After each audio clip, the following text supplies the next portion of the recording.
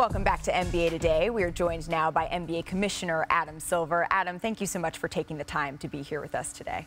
Of course.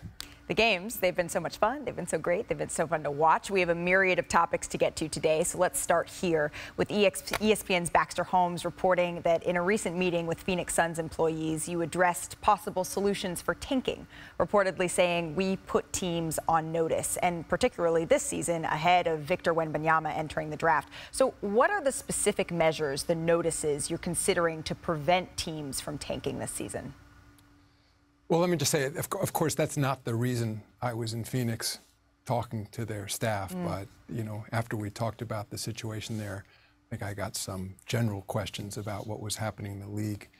And so this whole notion of tanking came up. Nothing new in the league. And in fact, you know, as you know, Malika, shortly before the pandemic, you know, roughly 2019, we had changed the lottery odds yet once again. Not that I can say that we knew that Victor Wembanyama was coming precisely at this time, but we lowered the odds really essentially for the worst three teams in the league, and then for the fourth team only has a slightly better odds. So it's roughly around a 14% chance.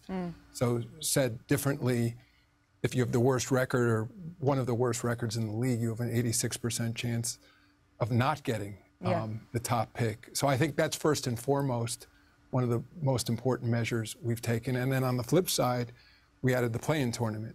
And the idea of the play-in tournament is that if you're a team that starts slow or has an injury beginning early on in the season, that it's not worth throwing in the towel on the season because you can come back and actually make the playoffs. So those are the things we've done. I mentioned, and Baxter Holmes reported it, some other areas that we've looked at over the years. I can't say I was deadly serious about talking about relegation because we don't have the same system as European soccer, and it would make no sense to send an NBA team to the G League or the G League team up to the NBA.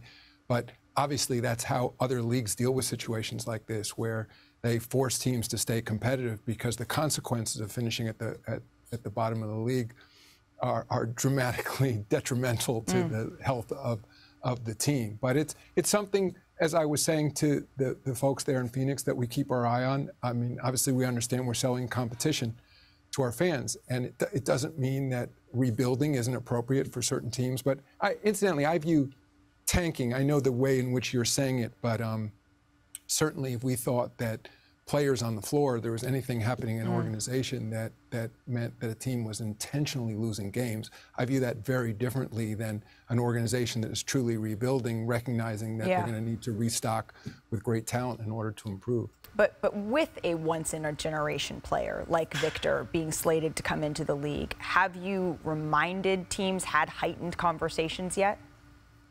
In a general way, we have. I mean, I think everyone understands that. As I said, I think most importantly, you're dealing with a 14% chance of getting the first pick, so teams understand that. I agree. I was listening to part of the show from Ramona and Kendrick before I came on, talking about the basketball gods. I'm in that camp too. I recognize at the end of the day, analytics are what they are, and it's not about superstition. 14% chance arguably is better than 1% chance or no percent chance.